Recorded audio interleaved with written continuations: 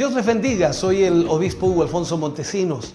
La palabra de Dios para nuestras vidas está llena de esperanza y nos muestra los principales pilares de la fe en nuestro Señor Jesucristo. Te invito a ver con mucha atención el siguiente mensaje.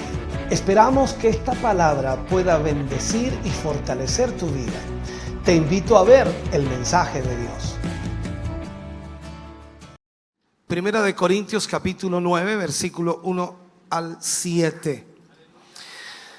Leemos la palabra del Señor, lo hacemos en el nombre de nuestro Señor Jesucristo. No soy apóstol, no soy libre, no he visto a Jesús, el Señor nuestro. ¿No sois vosotros mi obra en el Señor? Si para otros no soy apóstol, para vosotros ciertamente lo soy. Porque el sello de mi apostolado sois vosotros en el Señor. Contra los que me acusan, esta es mi defensa.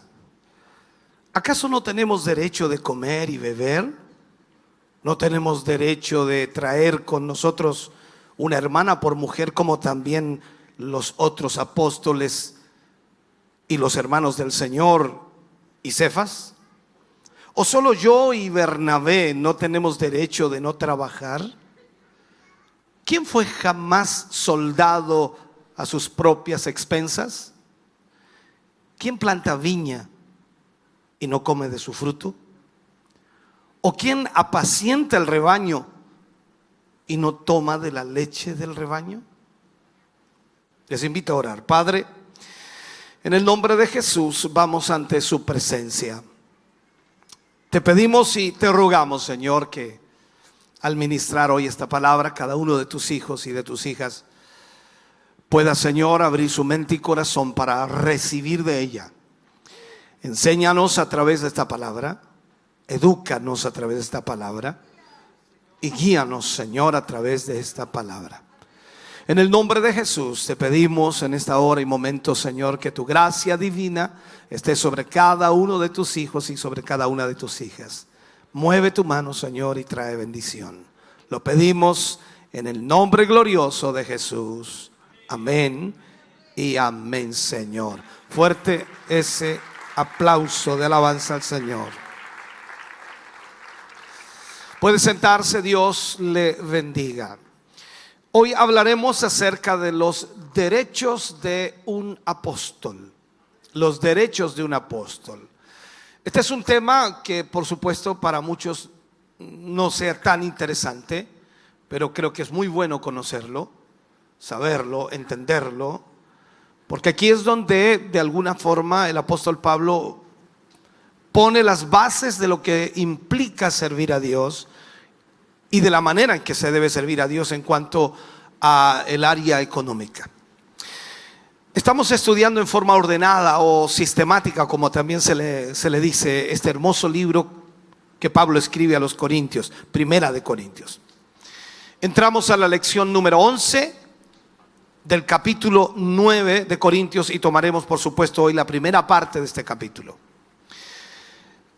Para poder comprender bien esta enseñanza, debemos recordar un poquito lo aprendido la semana pasada y recordemos el contexto inicial que indica Pablo, por supuesto, que le estaba hablando a los cristianos de Corinto acerca de su derecho basado en conocimiento para comer carne sacrificada a los ídolos.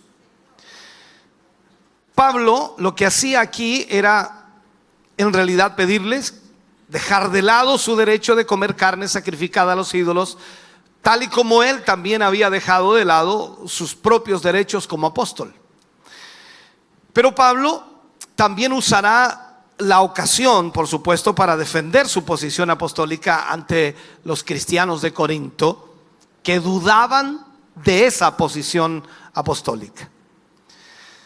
Debido a lo que señala aquí, por supuesto, la palabra, algunas personas lo que hacían era negar el apostolado de Pablo, por lo que él le responde con una serie de preguntas retóricas cuya respuesta es tan obvia y difícilmente debería necesitar una confirmación. Por supuesto, lo que Pablo hace aquí es ratificar que él era un apóstol. Y nos llevará, por supuesto, más allá para que comprendamos la razón por la cual él se había negado a disfrutar de los derechos que tenía un apóstol.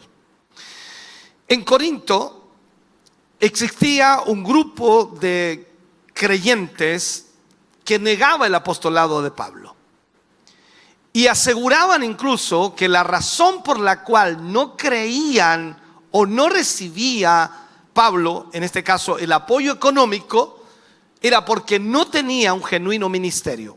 Recordemos que la palabra nos enseña que todos los apóstoles eran apoyados por la iglesia económicamente. Y Pablo no utilizaba ese derecho. Entonces Pablo, después de haberles dejado claros sus derechos como apóstol, también los señala que como hombre libre está en plena disposición para renunciar a esos derechos, y nos explica el motivo, mostrándonos por supuesto lo que el ministerio significa para él. Cuando miramos entonces los derechos de un apóstol, vemos ahí en Corintios 9, versículo 1 y 2, Pablo hablando de estas, o preguntándole a los creyentes de Corinto, dice: ¿no soy apóstol? ¿No soy libre? ¿No he visto a Jesús el Señor nuestro? ¿No sois vosotros, dice, mi obra en el Señor? Si para otros no soy apóstol, para vosotros ciertamente lo soy, porque el sello de mi apostolado sois vosotros en el Señor. Entonces Pablo comienza aquí con 4 interrogantes retóricas que tienen una respuesta afirmativa en cuanto a su vida y también apostolado. Cuando él dice no soy apóstol, definitivamente sí lo era. No soy libre, como ciudadano romano y también judío de nacimiento, era un hombre libre. Aparte de eso, también gozaba de su libertad en Cristo Jesús, y como tal podía entonces disfrutar de los privilegios de la vida y estar libre de las pesadas regulaciones de la ley. Aún así, increíblemente, Pablo en ocasiones habían renunciado a su libertad de hacer cuanto le pareciera bien, de acuerdo por supuesto a su pleno conocimiento de la gracia de Cristo. Él se abstenía de su libertad si esto de alguna manera provocaba un tropiezo a otro creyente que por supuesto no había alcanzado madurez.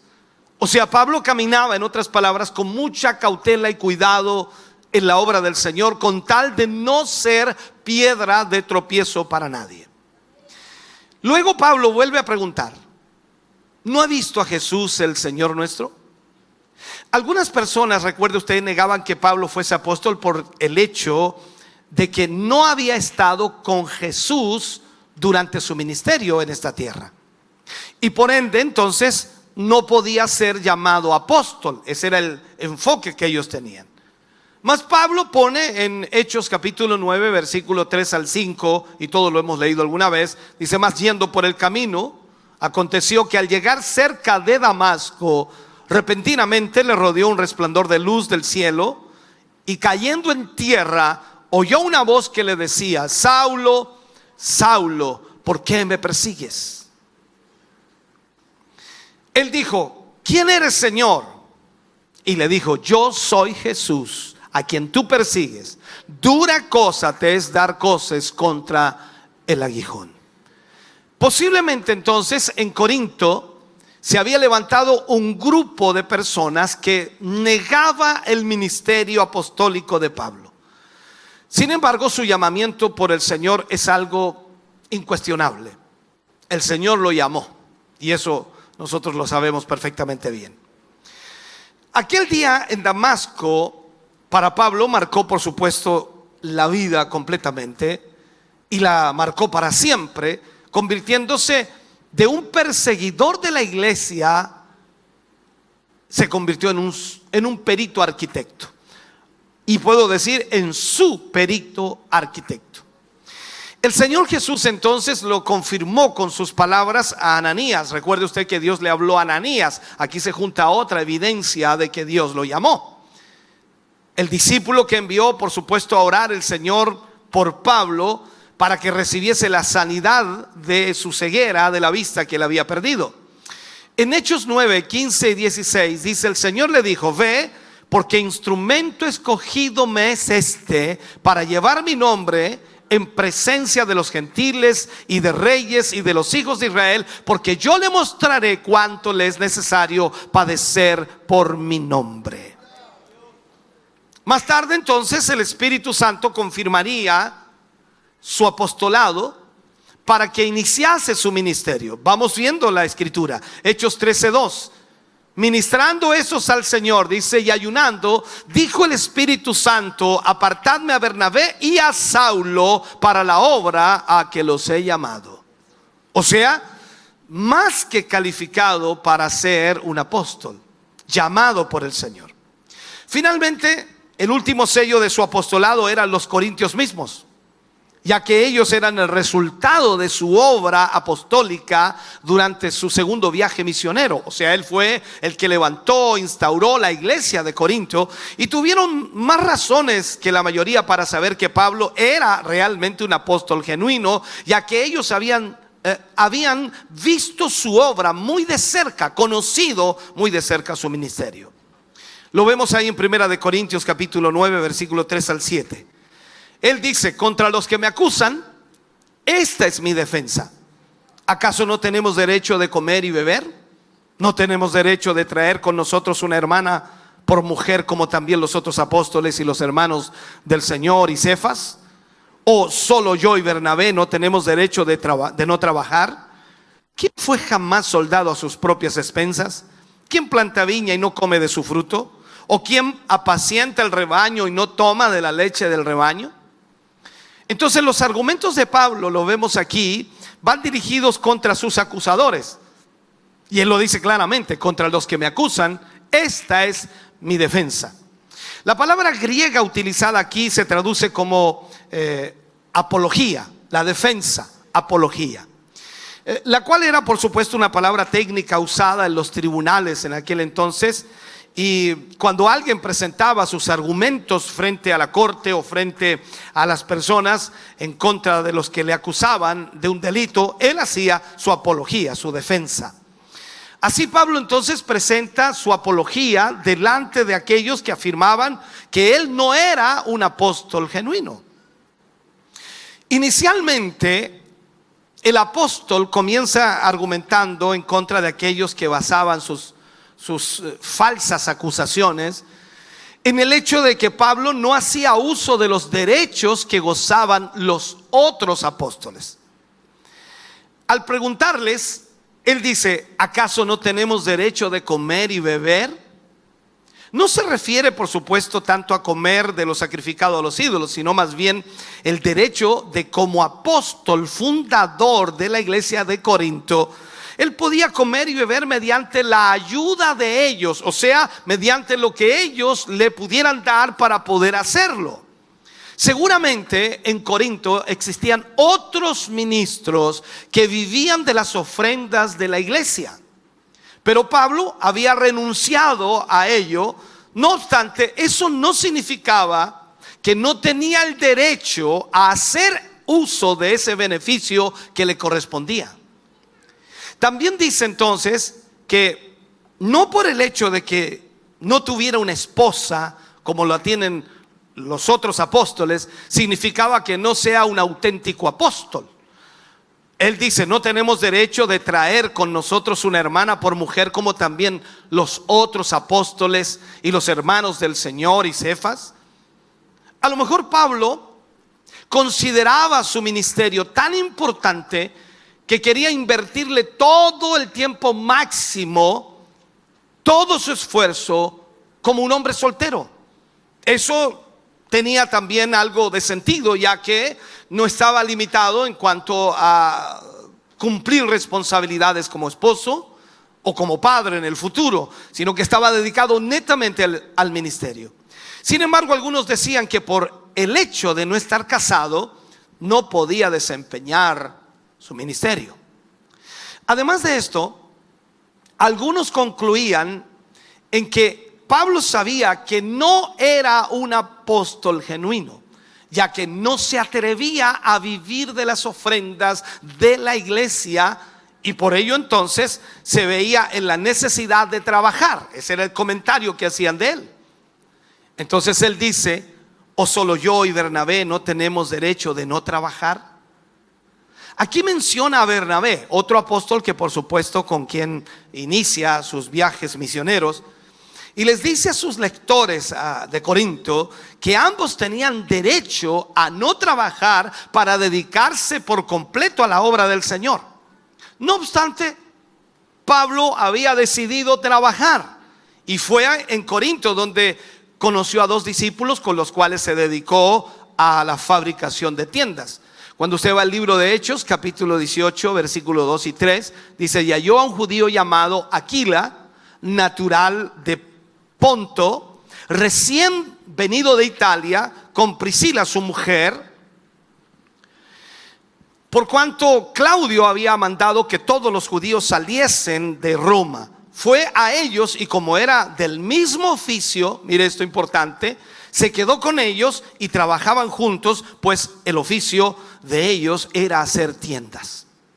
O sea, Pablo comienza a establecer un principio básico que rige la vida de los seres humanos para defender, por supuesto, su posición en cuanto a su derecho de recibir un salario de la iglesia. Y este es que el obrero es digno de su sueldo. Y presenta 3 ejemplos muy conocidos en su tiempo. Él dice: ¿quién fue jamás soldado a sus propias expensas? O sea, en un ejército los soldados son apoyados, reciben un salario de parte del gobierno, y en ese tiempo también el gobierno romano, todos los soldados recibían un apoyo y un sueldo de parte de Roma. Luego dice: ¿quién planta viña y no come de su fruto? El granjero es alimentado por el campo el cual trabaja. O sea, los que trabajan en el campo no lo hacen por diversión o no lo hacen gratuitamente, sino que esperan recibir un pago por el fruto que cosechan. Y luego dice: ¿o quién apacienta el rebaño y no toma de la leche de éste? O sea, el pastor, hablo de el que cría un rebaño, se sostiene o es sostenido por las ovejas que cuida. En este sentido es de esperarse entonces que los que trabajan en el campo espiritual reciban una justa retribución por su esfuerzo. Por tanto, no debería parecer extraño que Pablo tenga el derecho de ser mantenido por la gente que él mismo ministra. Silencio. Mira lo que estoy enseñándole aquí. Estoy diciendo entonces que el que ministra a la iglesia debe ser sostenido por la misma iglesia. Aun cuando lo anterior indica que los apóstoles tienen derecho a recibir salario por lo que hacen, Pablo y Bernabé deciden trabajar de manera independiente para mantenerse. O sea, podríamos pensar entonces que esto haría que a ellos se les reconociera como personas más respetables ante los ojos de los cristianos en Corinto. Pero curiosamente el efecto que causó fue totalmente lo contrario. Fue casi como si los corintios dijeran: si Pablo y Bernabé fueran verdaderos apóstoles, nosotros los mantendríamos. Pero ya que no es así, suponemos entonces que no son verdaderos apóstoles. Mire esto, 1 Corintios 9, 8 y 11. ¿Digo esto solo como hombre? ¿No dice eso también la ley? Porque en la ley de Moisés está escrito: no pondrás bozal al buey que trilla. Y agrega la pregunta: ¿tiene Dios cuidado de los bueyes? ¿O lo dice enteramente por nosotros? Pues por nosotros se escribió, porque con esperanza debe arar el que ara, y el que trilla con esperanza de recibir el fruto. Si nosotros sembramos entre vosotros lo espiritual, es gran cosa si segáremos de vosotros lo material. Estamos aprendiendo aquí.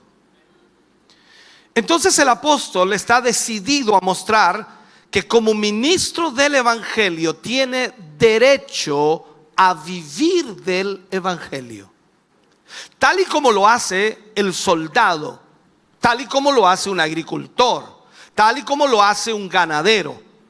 Pero ahora lo va a recalcar con el texto bíblico que ampara, por supuesto, su defensa. Su fundamento bíblico está basado, por supuesto, aquí en lo que la ley establece referente al buey que trabaja con el arado. Él dice, ¿no dice esto también la ley? Porque la ley de Moisés está escrito: no pondrás bozal al buey cuando trillare. Ahora, esta ley simplemente mandó el trato humano a un animal de trabajo. En aquellos días, recordemos, el grano se separaba de la cáscara cuando el buey comenzaba a dar vueltas alrededor de esa trilla y varias veces en círculo para poder moler aquello y que el trigo quedara, por supuesto, allí. Sería entonces muy cruel forzar al buey a caminar en todo alrededor del grano y ponerle bozal para que no pudiera comer de él mientras trillaba. Ahora bien, si Dios tiene tanto cuidado de que se respete de alguna manera a un animal para que pueda comer o alimentarse y tener la fuerza y la energía para ayudar a aquel que está cosechando, ¿cuánto más a los seres humanos que son imagen y semejanza de Él? Entonces la pregunta que hace Pablo aquí es: ¿tiene Dios cuidado de los bueyes? Dios está estableciendo el principio de que un ministro tiene derecho de ser mantenido por la gente que está ministrando.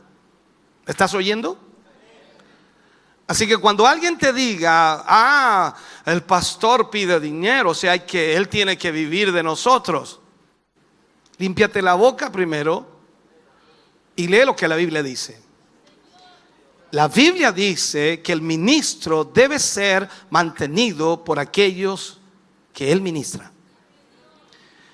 Ahora, ¿para quién fue escrito esto? No pongas bozal al buey que trilla. ¿Fue por los bueyes? La pregunta sería aquí: ¿los bueyes leen la Biblia? No, ya que los bueyes no pueden leer, este versículo no fue escrito para ellos, fue escrito para nosotros. Porque con esperanza debe arar el que ara, y el que trilla con esperanza de recibir del fruto. O sea, sería cruel entonces pasar hambre o hacer pasar hambre a quienes están proporcionando y preparando tu comida espiritual constantemente. Hacerlo entonces les quitaría toda su esperanza, les haría sentirse maltratados y despreciados. Pablo deja en claro aquí que es correcto apoyar de manera económica a los ministros que alimentan a los santos. Por tanto, todo aquel que participa en el trabajo espiritual tiene derecho a recibir lo material. Vamos a la Biblia, 1 Corintios capítulo 9, versículo 12 al 14.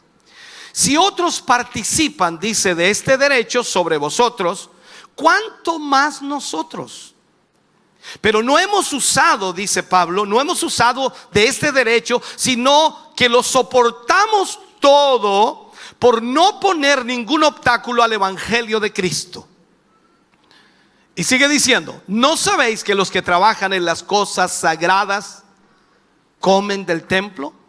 Y que los que sirven al altar del altar participan.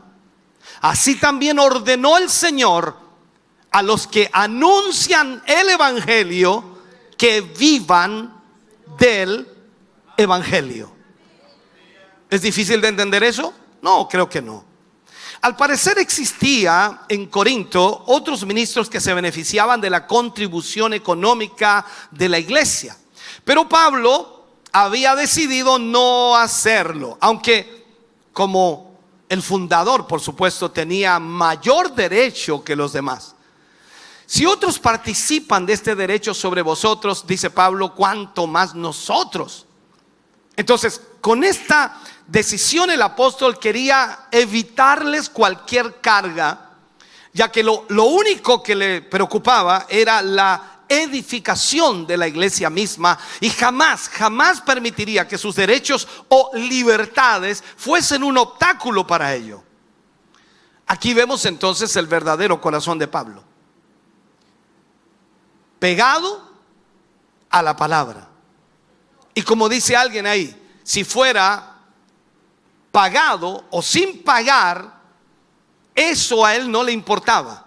Es como decir a alguien, algún predicador que va a predicar a algún lugar y no le dan ofrenda, él no se hace problema, porque pagado o sin pagar, él va a hacer lo que tiene que hacer, que es predicar el evangelio. Lo que le importaba era la obra del evangelio. Entonces, la pregunta aquí sería, ¿era más efectivo Pablo para el evangelio si Pablo recibía apoyo? Entonces, si era más efectivo, él lo recibiría. ¿Era más efectivo para el evangelio si Pablo tuviera que trabajar para mantenerse? Entonces, él trabajaría. Y esto es importante marcarlo, por supuesto, también en mi propia vida. ¿Soy más efectivo en el evangelio si usted me sostiene? ¿O soy más efectivo en el evangelio si yo me sostengo?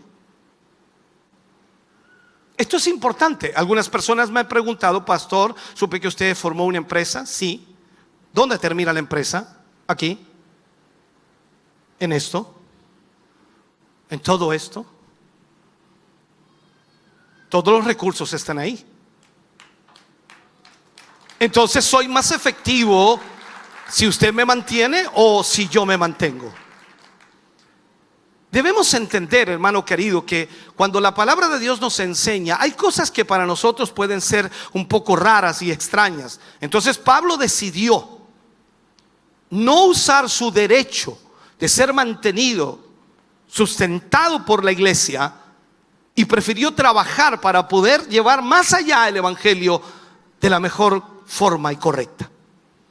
Para Pablo realmente lo importante era que el evangelio no fuera obstaculizado de ninguna manera. Ahora, si Pablo estaba dispuesto a negarse a sí mismo un derecho tan importante por el bien del evangelio y por el bien de los corintios, entonces ¿no deberían también ellos negar su derecho de comer carne sacrificada a los ídolos por el mismo bien? Entonces, cuando Pablo enseña todo esto, les da a entender que hay decisiones que tomar para que el evangelio del Señor pueda ser predicado. Entonces Pablo dice, así también ordenó el Señor a los que anuncian el evangelio que vivan del evangelio. Lo que está haciendo esta afirmación, en el resumen, en realidad que es exclusiva. Algunos pueden decir, si los apóstoles tenían el derecho de que se les pague, pero ahora ninguno tiene ese derecho. Porque eso es lo que algunos hoy día dicen. No, los pastores no se les debe pagar porque ellos sirven al Señor. Vean cómo se las arreglan. Y sus piojos chicos que tienen, vean de dónde sacan para comer. Y discúlpenme lo que digo así, pero hay gente muy, muy ofensiva, que mira al pastor como una sanguijuela que le chupa la sangre a ustedes, como si el pastor no estuviera haciendo nada por ustedes, como si el pastor llegara aquí todos los días, hiciera un show y nada más, y no les enseñara palabra, no los guiara, no los ministrara, no los aconsejara, no orara por ustedes. O sea, eso es lo que mucha gente piensa. Entonces, si los apóstoles tenían el derecho de que se les pague, pero ahora ninguno tiene ese derecho. Pero ese mandamiento del Señor dice que cualquiera que predica el evangelio tiene el derecho de ser sustentado por aquellos a quienes él predica. Finalmente el apóstol les recalca que así como en Israel los sacerdotes eran sostenidos por las ofrendas y diezmos del pueblo, también entonces los ministros de Cristo tienen que serlo. Esta última aseveración posiblemente proviene de las mismas palabras de Jesús. Él expresó, y están registradas por supuesto en los evangelios. Jesús dice: el obrero es digno de su alimento. O sea, el que rinde su tiempo a esta labor tiene el derecho del sustento para sí mismo y para su familia. El llamado de Dios no es un asunto del cual nosotros podamos jugar, es un asunto serio. Entonces, veamos esto. El ministerio para Pablo era un privilegio. Un privilegio. En 1 Corintios capítulo 9 versículo 15 dice: pero yo de nada de esto me he aprovechado, ni tampoco he escrito esto para que se haga así conmigo, porque prefiero morir antes que nadie desvanezca esta mi gloria. O sea, después de haber dejado claro Pablo, él declara que también es merecedor de los derechos de un apóstol. Les recalca a los corintios que su decisión final era no demandarlos, ya que no quería provocarles una carga mayor, pero al mismo tiempo su deseo no era que después de esta carta se sintieran en la obligación de ayudarlo económicamente. Esto era así porque para Pablo el ministerio que Jesús le había otorgado era todo un privilegio, y él estaba dispuesto a realizarlo sin la necesidad de cobrar nada por ello. ¿Me siguen esto? Definitivamente entonces sus adversarios en Corintio habían desacreditado el ministerio de Pablo, y al no poder acusarlo que predicaba por dinero, lo acusaron de ser falso apóstol, ya que ni siquiera tenía el valor de cobrar por lo que hacía. Ahora, cuando yo hablo de esto de cobrar y todo eso, para algunos suena extraño, pero eso es lo que la Biblia nos enseña. Hay muchos que me dicen a mí: pero ¿cómo un predicador puede cobrar por predicar el evangelio? Bueno, ¿y en qué se viene? ¿Qué come? No sé si me entiende. Usted va a ir, hermano, usted va a ir a Antofagasta, que le vaya bien. Bueno, si usted me está mandando, me imagino me dará para el pasaje, me dará para comer algo en el camino, porque Antofagasta son mínimo unas 23 horas de viaje en bus, y el pasaje y la comida y dónde duermo y a dónde voy y dónde llego, cuántos días voy a estar allá, y después la vuelta. Arrégleselas usted, el Señor le proveerá. Alábale si puedes. O sea, quiero que entienda esto, porque a veces nosotros llegamos y sacamos cuentas así como ¿quién ha sido soldado a sus propias expensas? Dice Pablo. Nadie. Entonces, la verdad es que Pablo amaba tanto el servicio a Dios que decidió mantenerse a sí mismo trabajando con sus propias manos y llevar a cabo la gloriosa tarea de anunciar el evangelio. Ahora, ¿es una obligación para el pastor trabajar? No lo es. Él trabaja ya para la obra de Dios, y como el derecho que tiene es ser sustentado por la iglesia, por lo tanto cualquier pastor que me escucha, hermano que me escucha y que a lo mejor ha hablado de los pastores, no se vuelven ricos, mira, por favor, detente un momento, piensa por un momento. Si yo no fuera pastor, y lo pongo así en forma personal, si yo no fuera pastor, ¿qué crees que estaría haciendo? Estaría trabajando, lógico. Tendría empresas. Y te lo aseguro que tendría empresas, muchas empresas. Dios nos ha dado una inteligencia, una capacidad. No estamos aquí porque no teníamos nada que hacer. No estamos aquí porque el Señor me pidió una esquina y me preguntó: ¿qué estás haciendo aquí? Nada, ven, yo te voy a llamar. No. El Señor me llamó cuando yo estaba más ocupado. Entonces tú tienes que entender esto. Muy aparte puede ser que alguna persona entre al evangelio o a la predicación del evangelio por ganar o por tener sustento, que es diferente. Yo no entré a eso, o no entré al evangelio por eso. Para todos nosotros, el ministerio que Dios nos ha otorgado debe ser un gran privilegio y no una carga o algo que debamos hacer a cambio de un beneficio extra. Por ello entonces el apóstol dice que prefería morir antes que alguien le quitara ese glorioso privilegio. Y mira lo que dice más adelante, versículo 16, versículo 17 de este mismo capítulo. Pues si anuncio el evangelio, no tengo por qué gloriarme, porque me es impuesta necesidad. Y agrega, ay de mí si no anunciare el evangelio. Por lo cual, si lo hago de buena voluntad, recompensa tendré. Pero si de mala voluntad, la comisión me ha sido encomendada. O sea, no saco nada con quejarme. Lo haga de buena gana o de mala gana. Si lo hago de buena gana, tendré recompensa. Si lo hago de mala gana, la comisión me fue dada. ¿Y qué? Dígame cuántas veces usted hace la obra del Señor con ganas y cuántas veces lo hace de mala voluntad. Y tiene que hacerlo, no le queda otra.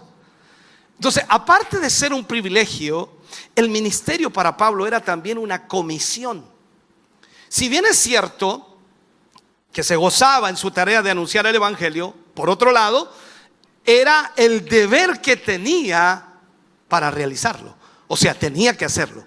Cuando Jesús le apareció en el camino, recordemos esto, camino a Damasco, lo comisionó para que predicara la palabra de Dios a los gentiles. Veamos el capítulo 26 de Hechos, versículo 16 al 18. Dice, pero levántate y ponte sobre tus pies, porque para esto he aparecido a ti, para ponerte por ministro y por testigo de las cosas que has visto y de aquellas en que me apareceré a ti, librándote de tu pueblo y de los gentiles, a quienes ahora te envío. Mira, para que abra sus ojos, para que se conviertan de las tinieblas a la luz y de la potestad de Satanás a Dios, para que reciban por la fe que es en mí perdón de pecados y herencia entre los santificados. Mira el llamado que tenía Pablo, hermano querido. Entonces nos imaginamos lo que Pablo hacía y cómo lo hacía. Extraordinario. Déjame cerrar con este mensaje, creo que es suficiente. La palabra comisión significa orden. O sea, Pablo recibió una orden.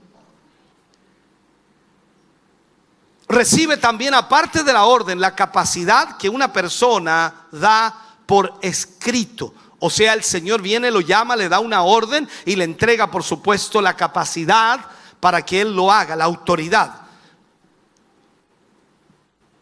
Lo hace para que ejecute algún cargo o participe de alguna actividad. O Pablo decía, porque me es impuesta necesidad. Él sabía que el encargo de esta tarea que él había recibido del mismo Señor, él no podía evitarla.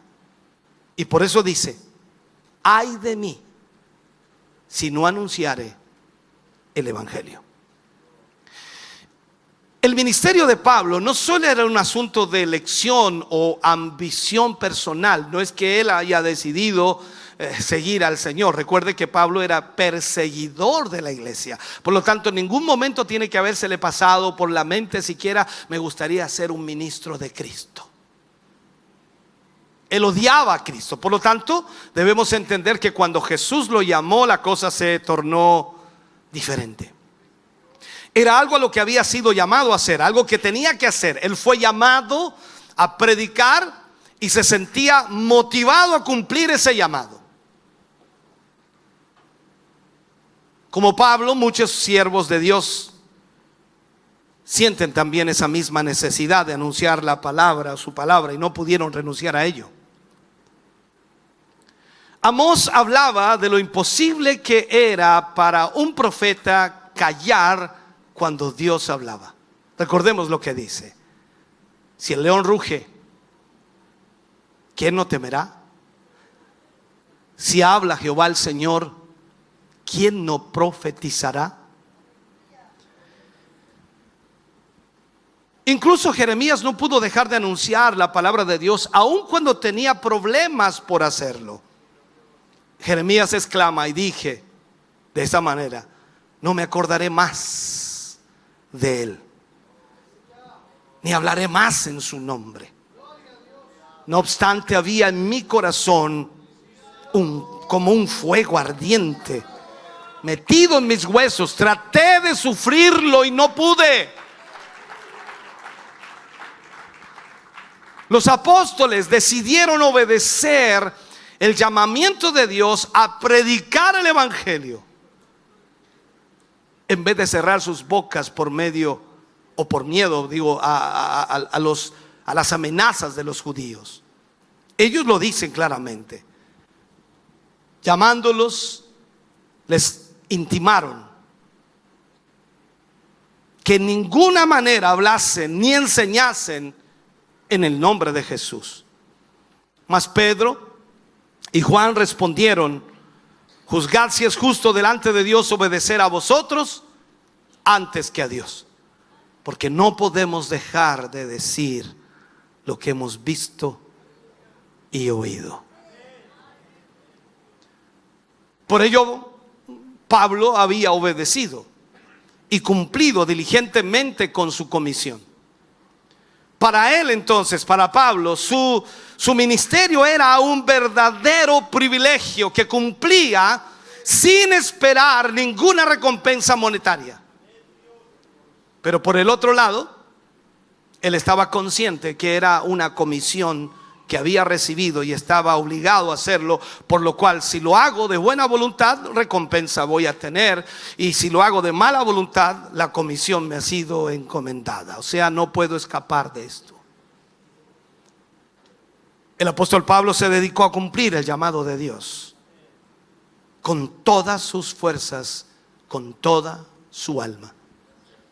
En los días de Pablo había muchos emprendedores religiosos, disculpe que use esta palabra, emprendedores religiosos, quienes de alguna manera salían a predicar algún mensaje para conseguir dinero, de iglesia en iglesia, para poder recibir ofrendas. Pablo estaba feliz de distanciarse él mismo de tales personas. Él nunca se preocupaba de recibir ofrenda, para que nadie pensara que él podría abusar de su derecho en el evangelio. Entonces Pablo tenía una recompensa: cumplir la voluntad del Señor.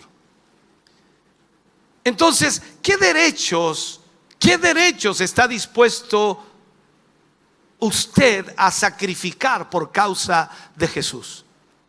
¿Qué derecho usted está dispuesto a sacrificar por la causa de Cristo? Pablo estaba dispuesto a todo con tal de ganar un alma. Era su motivación diaria. Sabía que este era su llamamiento, era su comisión. Usted y yo tenemos ese llamado, esa orden de Dios y esa comisión de Dios. Pero ¿qué esfuerzos estamos haciendo o de qué nos estamos privando para que eso pueda ocurrir? Recuerde que en nuestro aniversario aprendíamos que hemos sido escogidos con un propósito. Usted y yo hemos sido designados embajadores del reino celestial. Y eso es mucho más serio de lo que usted piensa. Hemos sido designados, o sea, si no nos interesa ganar almas, somos culpables de alta traición al Rey de los cielos. Negarse no es solo ser ineficaz, es estar en rebeldía en contra de Dios. Debe ser nuestro deseo.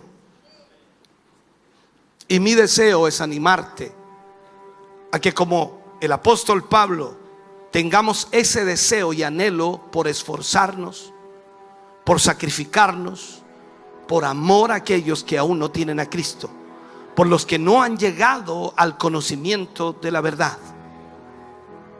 3 preguntas importantes.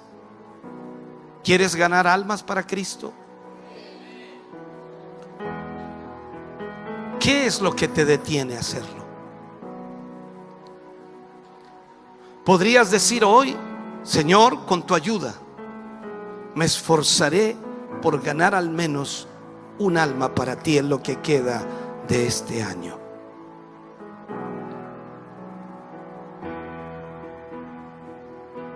¿Sabes?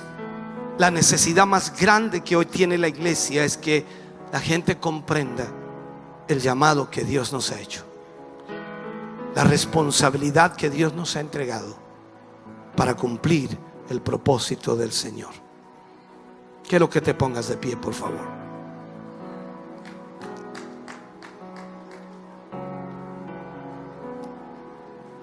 Hoy hemos aprendido a través de este libro de Corintios los derechos de un apóstol. Si no entiendes algo, no comprendes algo, no omitas opinión. Si no sabes cómo funciona, no emitas opinión, no lo hagas. Porque de lo más seguro, si no lo entiendes, te equivocarás. Dios es celoso de su obra, Dios es celoso de lo que Él está haciendo. Para ti puede ser fácil decirlo, hablarlo,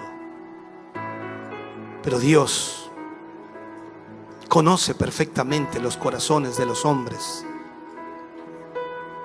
y Él es suficientemente grande para hacer lo que debe hacer. ¿Sabes tú que si tú estás haciendo algo equivocado, Dios puede juzgarte por ello? ¿Y sabes tú que si yo estoy haciendo algo equivocado, Dios también puede juzgarme por ello? Recuerdo un pasaje de la Biblia en el Antiguo Testamento, cuando Israel estaba adorando a Baal, y el padre de Gedeón tenía en su propia casa una imagen de Baal, y allí todo el pueblo de Israel adoraba a Baal. Lo primero que Dios le mandó a hacer a Gedeón fue destruir la imagen de Baal. La destruyó completamente, la hizo pedazos. Entonces todo el pueblo quería linchar a Gedeón, pero el padre de Gedeón analizó. Dijo: si Baal es Dios, que Él se vengue, que Él se defienda. ¿Por qué tenemos que defender nosotros a un Dios? Si tú y yo estamos haciendo algo mal, abusando, aprovechándonos, haciendo algo que no corresponde, Dios es suficientemente grande para hacer lo que tiene que hacer. No son tus palabras ni las mías las que van a arreglar el problema. Es el Dios del cielo el que va a arreglar el problema. Por lo tanto, tú debes tener cuidado para que Dios pueda usarte y para que Dios pueda traer bendición a los demás a través de tu vida. Hermano querido, inclina tu rostro. No voy a hacer un llamado hoy, porque creo que este mensaje es más una instrucción que una prédica para hacer un llamado. Pero yo espero que hayas aprendido. Ahora, si algo no quedó claro, por favor, tienes la facilidad de escucharlo nuevamente en casa, de oírlo nuevamente, revisarlo. Y creo que es importante que lo analices a la luz de la Escritura. Por lo tanto, cuando alguien te diga: no, es que este pastor trabaja, déjalo, es su decisión. Este pastor vive de las ofrendas, es su privilegio, y no está abusando. Es el llamado de Dios. El que trabaja en la obra de Dios debe vivir de la obra de Dios. O sea, la iglesia debe sostener a ese pastor. Tú debes dar gracias a Dios que aunque tú diezmas y ofrendas, aquello hoy se está utilizando en la obra de Dios, y mucho más de eso, porque sin duda Dios nos ha permitido avanzar rápidamente en estos últimos años. No puedo negarlo. En los primeros años vivía de los diezmos, y a medida que fueron avanzando los años, cada vez menos. Del 80%, del 70%, del 50%, el 40, del 30. Hoy quizás ya ni siquiera ocupo el 10. ¿Por qué? Porque Dios ha permitido que avancemos mucho más en lo que Dios nos ha permitido hacer. Así también cuando yo ya no esté sobre esta tierra, y déjame decírtelo, cuando yo ya no esté sobre esta tierra, cuando tú ya no tengas la obligación de sostenerme, ni a mí ni a mi familia tendrá cómo sostenerse. Y ellos no tendrán que pedirte a ti absolutamente nada. Y podrás decir: gracias a Dios, este pastor fue sabio, no nos dejó una carga, sino que nos bendijo. Hoy quizás no puedas medir esas palabras, pero creo que el tiempo dirá lo que tenga que decir. Inclina tu rostro. Padre, gracias te damos. Hemos enseñado, Señor, esta palabra que sin duda ayuda, y creo que muchos pastores hoy, Señor, serán bendecidos a través de esta palabra. Yo te ruego, Señor, nos guíes más y más cada día. Tu palabra es la única que puede enseñarnos todas las áreas de nuestra vida. Tu palabra es la única que puede enfocarnos correctamente. Y yo te pido hoy, Señor, que cada uno de tus hijos que ha venido hasta aquí, que ha hecho el esfuerzo de llegar a este culto, Padre, ayúdales para que abran sus mentes y sus corazones a tu palabra, y tú seas guía de sus vidas. En el nombre de Jesús te agradecemos por esta tu bondad y por esta tu misericordia. Amén y amén, Señor. De ese aplauso de alabanza al Señor en esta hora. Estamos contentos de que hayas visto y escuchado este mensaje. Creo con todo mi corazón que Dios le ha bendecido. Quiero invitarles a suscribirse a mis redes sociales, donde tenemos contenido que le ayudará a alimentar su vida espiritual.